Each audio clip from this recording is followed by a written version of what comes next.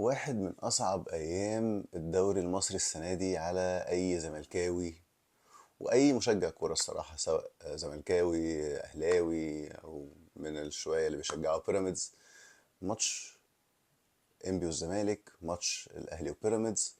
من زمان ما شفناش الدوري بالمنظر ده، إن إحنا نوصل لمرحلة إن إحنا كل ماتش بيتحكم في التاني عشان نشوف مين اللي هو هيكون بطل الدوري، مين هيتأهل للشامبيونز ليج، مين هيروح كونفدرالية. كل الكلام ده احنا ده جديد علينا يعني. بقالنا سنين طويلة قوي ما كانش فيه منافسة ثلاثية على الدوري، يمكن من سنة الإسماعيلي أخد فيها الدوري. ولكن أنا هتكلم زي أي زملكاوي، ماليش دعوة بحد تاني. أنا شفت يوم صعب قوي، يعني أنا شفت يوم في منتهى الصعوبة، بكل الأشكال الممكنة، نفسيا وضغط عصبي وبصراحة وجع قلب يعني طول اليوم. ولكن القدر كان رحيم بينا إلى حد ما خدناش أحسن نتيجة من اليوم، من الماتشين مع بعض، ولكن خدنا نتيجة مهمة جدا. تعادل مخيب للآمال بكل الأشكال الممكنة للزمالك أمام إنبي. يعني مش مصدق إن إنبي يكون هو العقدة بتاعت الزمالك بالشكل ده، إن هو الفرقة اللي عمالة توقعنا كل ما نبقى خلاص هنخلص، هي الفرقة اللي توقعنا وتعطلنا. ولكن بيراميدز عمل الواجب وكسب الأهلي. طبعا في ناس هتقول ما هي بيراميدز والاهلي زي بعض، متساويين في النقط وقرب من الزمالك كده، وبقى فرق 3 نقط وهو ماتش واحد. لا، ده غير ده. بيراميدز النهارده كسب وهو فرق 3 نقط، ولكن بيراميدز لو كسب ماتشاته اللي جايه كلها والزمالك كسب ماتشين بس، خلاص. ازاي؟ ما احنا كده هنبقى متساويين في النقط، بس المواجهات المباشره لمصلحه الزمالك. لكن لو كان العكس، والاهلي هو اللي كسب بيراميدز، والاهلي قدر يكسب الزمالك الماتش الجاي، هيبقى خلاص الاهلي هو اول الدوري، ولو كسب الماتشين اللي هيبقوا فاضلين له هو اللي هيفوز بالدوري. فطبعا النهارده نتيجه التعادل بين الاهلي وبيراميدز كانت هتكون هي النتيجه المثاليه، ولكن اللي طلعنا بيه النهارده حاجه شبه التعادل شويه.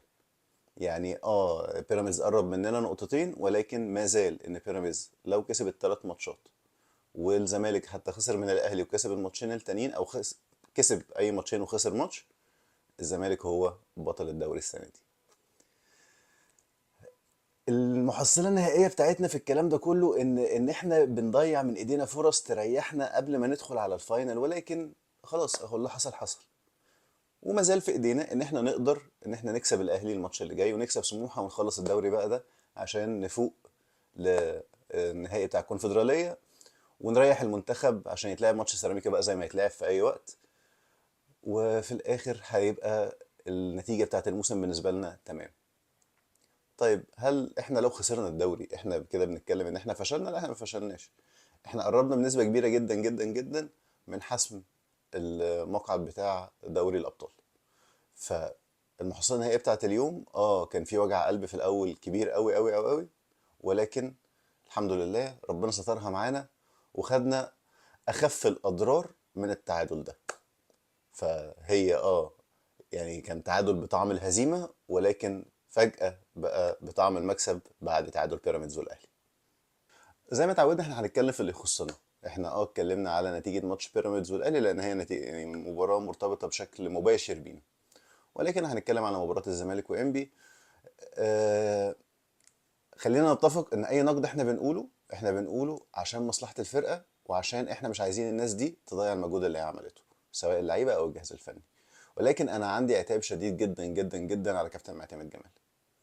يا كابتن معتمد، انا عارف كويس قوي ان انت محتاج تعمل روتيشن، وان انت ضغط المباريات ده ممكن يؤدي الى اصابات تبوظ لك كل النتائج بتاعه الموسم سواء في الدوري او في الكونفدراليه. ولكن الروتيشن بالعقل. انا مش منطقي ان انا اقعد الناس، يعني 3 لعيبه اساسيين بالنسبه لي، مؤثرين بالنسبه لي في الفتره اللي فاتت دي كلها، وقرر ان انا يعني قعدهم ال3 مره واحده، وما سابش بس غير بيتزيرا وعبد الله السعيد، يمكن من الناس اللي هي المؤثره، ومعاهم شحاته. وكمان اختياراتك في الناس اللي انت نزلتها غريب قوي. يعني ايه انا بدايه المباراه بتاعتي الاقي فجاه سبحان الله احمد ربيع موجود في الملعب، وشيكو بنزا، وسيف الجزيري؟ خلينا ربيع على جنب عشان ده ليه قاعده لوحده. شيكو بنزا لعيب تحولات، وانا عارف ان انبي هينزل يغلس عليا وهيقفل لي، وهيسيب لي الكوره وهيلعب هو على التحولات عشان عنده طياره اسمها حمد عبد الله. وبصراحه وهو هتحوت برضه اللي على الجنب اليمين، الوينجات بتوعه الصراحه 10 على 10. انا لاعب شيكو بنزا عشان يعمل لي ايه؟ ما هو وانس ان هو بقى قدامه لعيبه هنلاقي حوكشه بتحصل في الملعب، مفيش اي حاجه مفيده. سيف الجزيري هو متجمد تماما الفتره اللي فاتت، ولما بتحب تغير في الخط الامامي بتستخدم احمد شريف اللي هو مهاجم وينج ليفت. يعني احمد شريف ولا يلعب هنا ولا يلعب هنا، ومنزل الجزيري اللي في التلاجة، ومنزل شيكو بنزا اللي انت عارف كويس قوي قوي قوي ان هو في المساحات الضيقه مش هيسعفني، ومنزل احمد ربيع. طيب احمد ربيع انا ممكن استوعبها منك ان هو على راي كابتن مجدي عبد الغني قصب بقصب، اللي هو ايه، الاسماعيلي اتوقف خلاص نزل ربيع وده مكانه وده الحته بتاعته. هو ده لا مكانه ولا ده الحته بتاعته، ولا هو يعني يرتقي ان هو يلعب في نادي الزمالك. الزمالك النهارده نزل مباراه 10 لعيبه قصاد 12 لعيب من انبي، 11 لابسين بترولي، واحد لابس ابيض. ده اللي احنا شفناه النهارده. احمد ربيع عمل كل الموبقات اللي ممكن لعيب خط نص او لعيب كرة اصلا يعملها خلال اول تلت ساعه. وانا كنت اتوقع من كابتن معتمد ان هو يكون عنده الجرأة الكافيه ان هو يسحبه. لا، ما هو انا يبقى اسمه لعيب نمره 6 وده مكانه، فانا بلعبه عشان يبقى كده تمام. لا، رجع لي شحاته في الحته دي ونزل محمد السيد زي ما عمل في الشوط التاني، نزل فتوح، نزل اي حد، والله العظيم اي حد، يعني مش هختار لك. نزل الواد الغلبان يوسف فرنسي ده اللي هو اللي ما فيش مره ياخد فرصه، وده كان احسن وقت ياخد فيه فرصه. احمد ربيع النهارده كتب يعني شهاده وفاته الكرويه مع الزمالك، الى ان يحدث شيء معجزه بقى، هو يشتغل على نفسه ويروح يتعلم ويجي تاني. ولكن احنا شفنا بطء، وقلنا لك قبل كده الكلام ده. بس النهارده كان يعني بصراحه كان في قمه مستوياته في العبث. ده عبث كروي اللي هو اللي عمله ده، اللي هو انت ميس باسز موجود، بطء موجود، قرارات غلط موجود، ضعف في الالتحامات البدنيه للمره العاشره، ان اي لعيب بيديك كتف انت طاير موجود، بتعمل على فرقتك تحولات موجود. طب انت بتعمل ايه يا ابني؟ يا ابني طب ما غير شيفت روح الناحيه التانيه. لا لا لا لا لا، يعني لا، يعني احمد ربيع يعني قصه يعني كرويا الموضوع ما فيهوش بقى اراء ورأي ورأيك، هو دي محتاجه عنين. اللي حصل النهارده ده، يعني زياد كمال في ماتش الاهلي مع جوزيه جوميز لما ما كانش كويس قوي، هو ما وصلش للمرحله دي، طلع بعد نص ساعه وخلاص انتهينا، القصه انتهت. ليه تصبر عليه شوط كامل؟ ليه تضيع شوط كامل معاه؟ سيف الجزيري واضح جدا جدا ان هو بعيد، ومش قادر حتى يعمل الشغل بتاعه اللي هو لما كان بيسقط وياخد والكلام ده، مش قادر. يعني ليه اضيع شوط كامل قصاد فريق انا عارف ان هو فريق غلس، وعارف ان هو فريق هيقدر يعني يعمل معايا مباراة صعبة، فريق عنده تحولات وممكن يخطفني، وربنا ستر ان هو ما خطفنيش. ليه اضيع شوط كامل قدامه؟ وبالعكس الناحية التانية بقى ان هو فريق عنده سذاجة دفاعية بحد كبير، لما بتضغط عليه بيغلط، وده اللي شفناه في الشوط التاني، لما مجرد بس انك نزلت اتنين لعيبة رجليهم في الملعب. في فرق كبير بين ان احنا بنقول سيف كويس ولا سيف مش كويس، وبين ان سيف بعيد. ما ينفعش انت بتعمل روتيشن في الوقت ده بالكميه دي.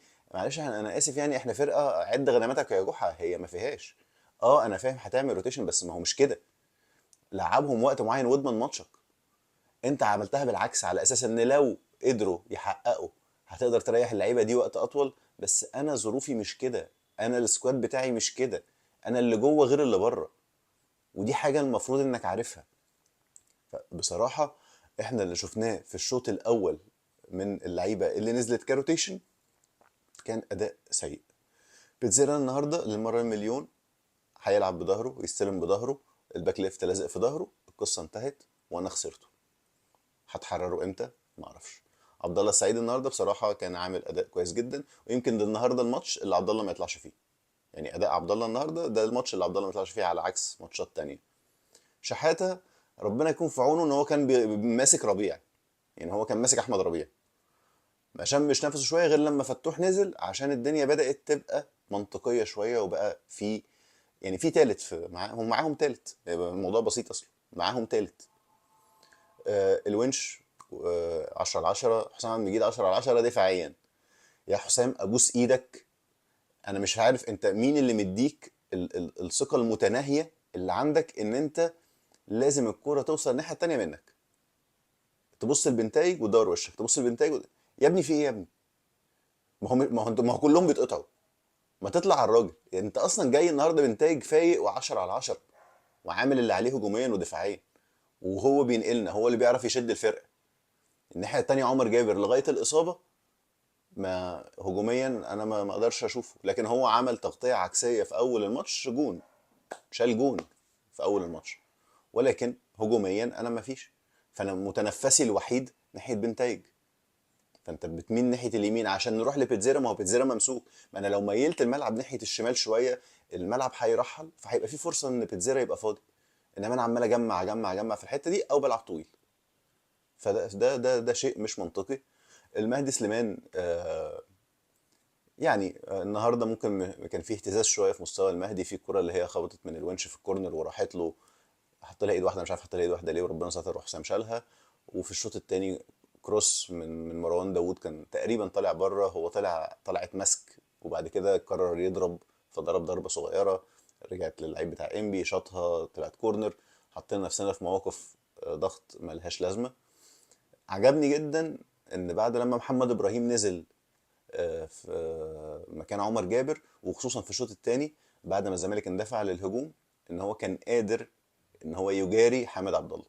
يا جماعه حامد عبد الله ده انا شايف ان هو، انا ما عنديش وينج في الدوري المصري بالقوه البدنيه دي وبالسرعه دي وبالمهاره دي. الولد ده ما شاء الله عليه، واظن ان هو هيكون خناقه الصيف بين الزمالك وبيراميدز والاهلي. ولكن محمد ابراهيم عمل معاه ماتش كويس جدا، شحاته عمل معاهم بشكل حلو، الونش غطى ورا ابراهيم عشان يامنه، لان هو الولد هيعدي من اي حد، لو سباق سرعه والدنيا مفتوحه هيعدي من اي حد. فبصراحه الاداء الدفاعي انا شايف ان هو كان كويس مع الاندفاع الهجومي. احنا ادينا دفاعيا بشكل كويس وقدرنا ان احنا نخرج بالمباراه بالكلين شيت. ولكن هعيب على الانهاء قدام. انا ليه ركبي بتخبط في بعض؟ يعني ليه انا واصلني احساس ان اللعيبه ركبها بتخبط في بعض؟ يعني بيتزيرا رايح انفراد، يا بيتزيرا يا حبيبي انت الشوتينج عندك مش حلو، تقديرك في الشوتينج مش حلو، ما تجرب ترقص الجون. هو ليه يا جماعه ما بقتش اشوف حد بيرقص الجون؟ ما الجون طلع وقعد، ارفع عينك ورقص الجون. انت باصص في الارض ليه؟ اديك لا شفت الجون ان هو قاعد، ولا شفت المرمى وحطيت الكرة بعيد جدا جدا جدا. الكور دي مش هتيجي كتير في المباريات اللي شبه دي. كرة ناصر منسي اللي فتوح اداها له دواء دواء، كرة حنينة ليه بتتعزم فيها؟ صدر بطن رجلك وحطها في البعيدة. يعني ما هو مش منطقي ان انت تحط فيها العزم ده كله وانت بينك وبين الجون 3 4 ياردة. ناصر عمل كرة حلوة جدا اللي عبد الله السعيد لمس نكشها له كده وهو عدل وحطها ار2 في البعيدة، والجون الصراحة حارس انبي النهارده عامل مباراة هايلة هايلة. بيتزيرا توقع اللي هيحصل، نكشها بركبتك، انت بتوقف هنا بتعمل ايه؟ انا عارف ان هي جت في ارتفاع وحش، بس ما هو انت عندي انت الحته اللي مختلفه، انت الحته الحلوه اللي عندي في الفرقه، لازم تعمل لي الصعب بقى. الونش جونين في دقيقه من كورنرين كان ممكن يعني يفكوا الماتش بدري شويه. آه، في الاخر يعني احنا ضيعنا كتير قوي، ضيعنا كتير قوي. وبرضه يعني محمد السيد انت النهارده ماتش انبي ده كان المفروض ده ماتش يعني مش هقول لك رد اعتبار ليك، ده الماتش اللي بسببه انت قعدت. فلما ترجع توريني الشخصيه، انت وريتني ان انت قادر تتحكم في الكوره بشكل طبعا افضل. ولكن كم ميس باسز غير طبيعي وقرارات غلط. ده توتر. انا فاهم ان اللعيبه مضغوطه، وفاهم ان اللعيبه حاسين ان هي قربت قوي، وكانت النهارده ممكن تقرب قوي قوي. ولكن يعني انا لازم يكون في اعداد نفسي للعيبه دي في المرحله اللي احنا فيها. الحماس الزياده والشحن الزياده نهايته ما بتكونش كويسه بنسبه كبيره عند لعيبه ما عندهاش خبرات. وده اللي انا شايفه النهارده. فاحنا النهارده التعادل ده طبعا يعني كان عيشنا 3 ساعات من الرعب. لان لو كان الاهلي كسب ماتش بيراميدز، انا بقول يعني انا السيناريو ده انا كنت متخيله من كام يوم ان احنا نتعادل والاهلي يكسب بيراميدز والاهلي يجي يكسب ماتش الاهلي والزمالك ومعاه دفعه معنويه، يبقى كده احنا كده خلاص متساويين والاهلي معاه فرق مواجهات مباشره وركب نفسيا. فخدنا فرصه جديده اهو. الدنيا عماله تدينا فرص، القدر رحيم بينا.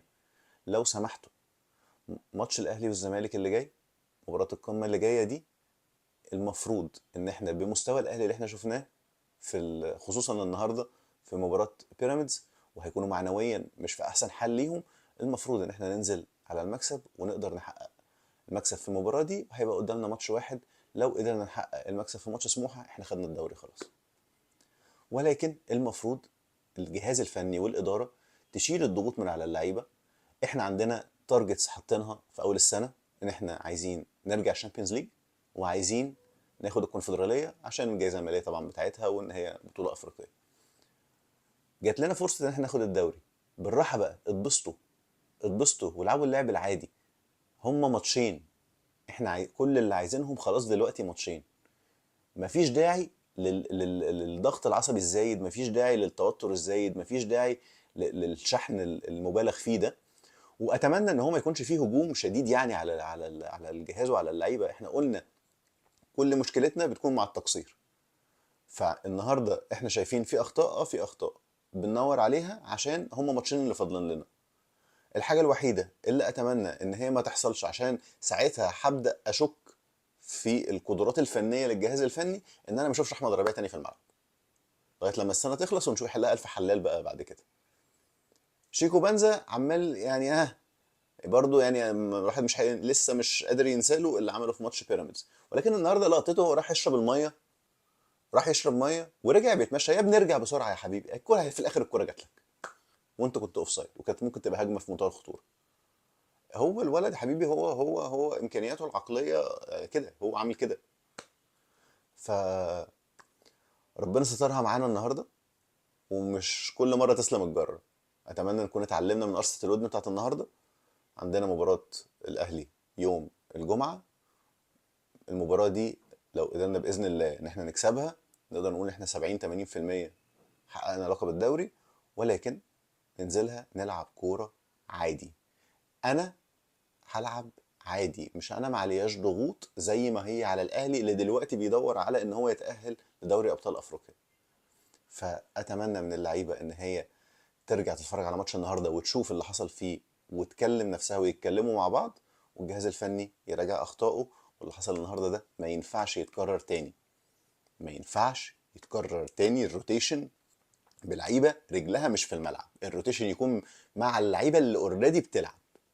اللعيب اللي بينزل احتياطي في الماتشات هو ده اللعيب اللي انا اعمل بيه روتيشن. واربع لعيبه مؤثرين مره واحده ده كتير قوي. ف الحمد لله انها جت على قد كده، وان شاء الله ربنا يكرمنا وست نقط وناخد الدوري.